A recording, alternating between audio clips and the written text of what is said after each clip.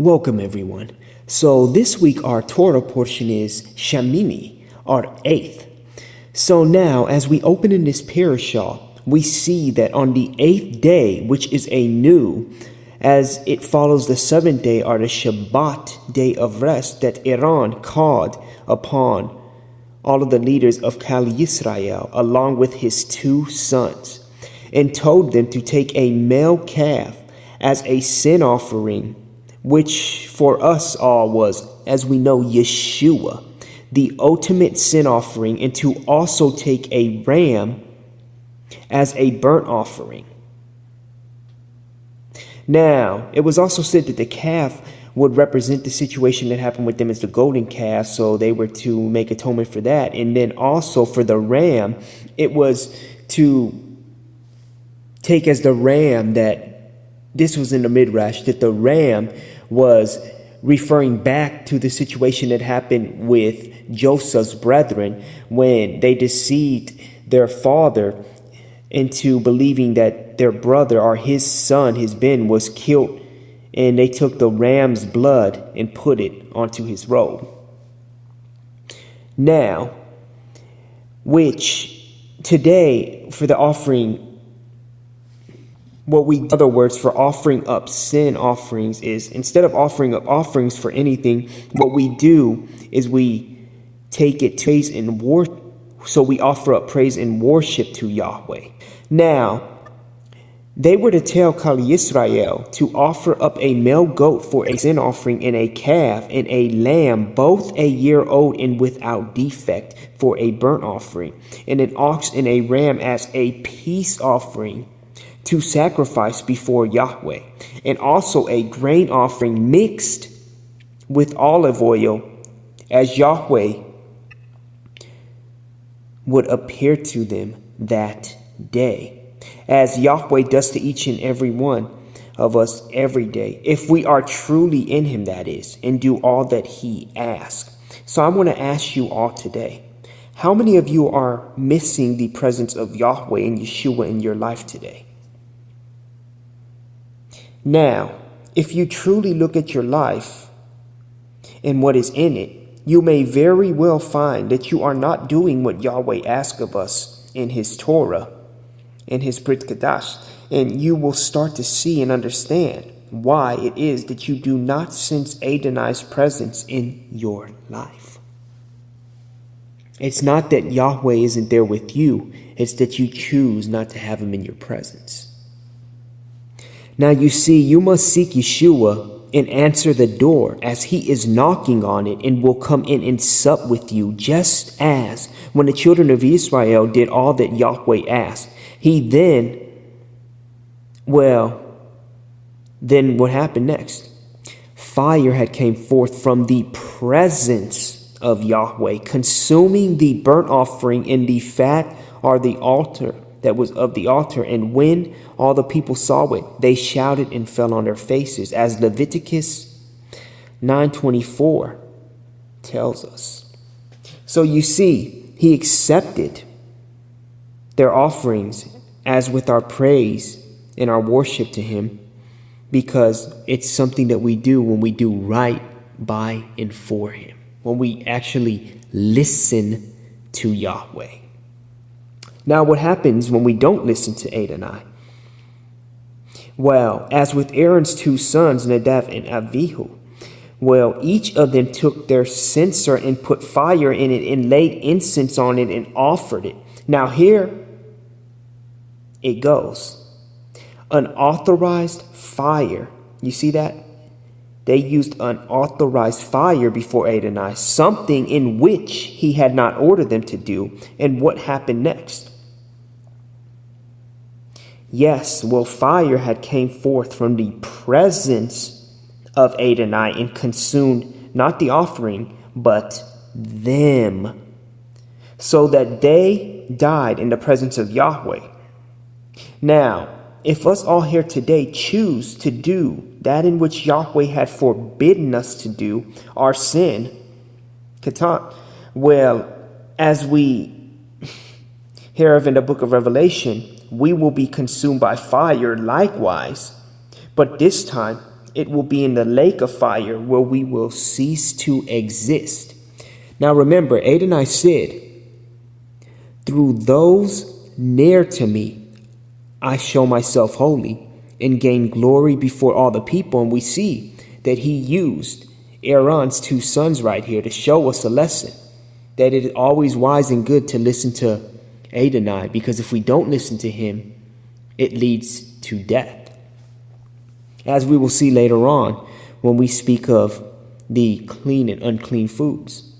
Now, after the consuming of Aaron's two sons, the community was mourning. But Moshe told Aaron and his sons, Eleazar and Ithamar, to not unbind their hair or tear their clothes in mourning, so that they won't die. And so Adonai won't be angry with the entire community. Why? Now remember that they made atonement for all of Israel and represented them all and taught them the laws. And now, if the followers saw them do more, or else to actually more, then all of Israel might have thought that the leaders did not agree with Yahweh and were against him. So Adonai told Aaron and his sons to let their kinsmen mourn instead. That they were also told, moreover, don't leave the entrance to the tent of meeting, or they would die. Because Adonai's anointing oil is only and was on them at that time. Now, this goes hand in hand if we look at it with, it is better to not have known than to knowing and to fall away. See, they were righteous and anointed, and to carry their way any less would be to revert back to the sins of the world, or the ways of the world, as a dog returns to its vomit. Now Aaron and his sons were also told not to drink wine or any other intoxicating liquor before they enter into the tent of meeting, so that they would not die. Now, why here would they have died? Because they were there to also receive the laws of Yahweh, and if they were intoxicated, they would mishear or misword Yahweh's laws and ordinances. And when they told them to all of Israel, they would have spread false laws or misrepresented laws, leading Kali Israel to do what Yahweh had not told them to do. Now Adonai also gave them laws on clean and unclean foods as well. But why are certain foods or animals not to be eaten? Well, they are unhealthy for us and thus lead the nefesh, our body, to death, with diseases or parasites, to name the least. Now that is one main reason we could look at it. But now, such as swine or pig, do you not understand that with the swine or pig, they eat anything that is put in front of them, including rotting flesh, and they also don't sweat. So when you eat of the swine or pork, you eat all the things that they devour. Now, as for crabs or lobster, well, they eat all the impurities that float down to the sea floor. So Yahweh tells us not to eat of these things because they kill our bodies. Now, please take some time out and visit followYeshuaNow.com at FOLLOWYESHUANOW.com and download the true Messianic Hebraic guideline for a full list of products and foods that contain unclean animals and byproducts in them. You'll be very shocked to see in your refrigerator and your cabinets what's in there that shouldn't be in there. Now, as with our Haftorah portion, we see that obeying Yahweh brings happiness into our lives. As when David feared Adonai and would not bring the ark of Adonai into the city of David, but instead sent it aside to the house of Obed-Edom after the happening of Uzzah, reaching out his hands to try to steady the ark of the oxen that stumbled. Now, you see, he didn't listen to Yahweh not to touch it and to have emunah, faith, that Yahweh would protect all that was his. Now, as David sent the ark aside of Obed-Edom's house, well, what happened next? Well, as the ark remained at his house for 3 months, well, Yahweh blessed his household. I would like to say it was probably with possibilities of happiness or even good health, or if possible at the time of resurrection, access to his heavenly kingdom. Now, as in our new covenant portion, well, before we get there, I want to say something though. Now it says in the Haftorah portion, and David danced before Adonai with all his might. And the daughter of Saul came out to meet David and said, how did the king of Israel get honor for himself, who uncovered himself today in the eyes of the handmaids of his servants? And David said to his spouse, before the Lord, who chose me above thy father and above all his house to appoint me prince over the people of the Lord. Now understand this. Why is it that David corrected his wife on this situation? Well, remember what happened with his spouse's father, Saul? Well, Saul had been guilty of only one sin, despite an explicit divine prohibition.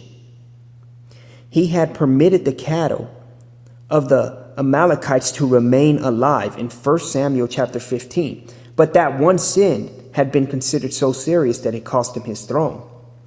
You see, the shortcoming which Saul was honest enough to admit showed that he was not fit to be a leader in Israel. For where the worship of Yahweh is involved, a leader must not permit himself to be swayed by the masses. Instead of allowing himself to be led, he must stand firm and guide the people. See, he allowed himself to be led by the opinions of the masses. And when the prophet Samuel reproved him for his sin, the king replied, the people spared the best of the sheep and the oxen to sacrifice to the Lord thy God. I have transgressed because I feared the people. In 1 Samuel 15:15, he said, I have transgressed because I feared the people and hearkened to their voice. You have to understand that he cared about the people first and foremost, when he should have been caring about what Yahweh said and did, and caring about him and his laws first and foremost. And that's why he wasn't fit to be a king. But David right here, in a situation where he was so proud, he was dancing in joy and lovingness, showed that he did not care. He placed Yahweh first and foremost, and that was all that was on his mind. He was so proud to be in the worship and be in the center of Yahweh's love and his presence that he just danced. He didn't even care what people thought. I mean, think about this. He was running through the town. People were probably looking at him, his own people, laughing at him, but he didn't care. He didn't have a doubt in his mind to quit. It's like when people are out there today, when you want to worship, when you want to sing, when you want to dance for Adonai, Yahweh, Yeshua, do it. Do not be scared. Do not hold back. Do not let people stop you and prevent yourself from thinking about situations like, what is this person going to think of me? Always think about it's Yahweh. You're glorifying him. You're magnifying him. Yikdah Yahweh. Magnify Yahweh. It's a good lesson. And now, as in our new covenant portion, well, with the transfiguration, as the 3 disciples had seen Yeshua and Elijah and Moshe, I ask you, how was it that the apostles knew that the 2 other men were Elijah and Moshe? Well, I tend to think that in the presence of Adonai, there is only truth and understanding.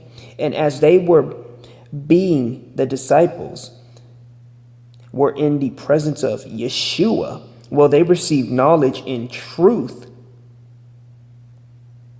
emet to all things. That is why they were scared, because they were in the almighty power and presence of Yahweh. Now, why was Yeshua there with Moshe and Elijah?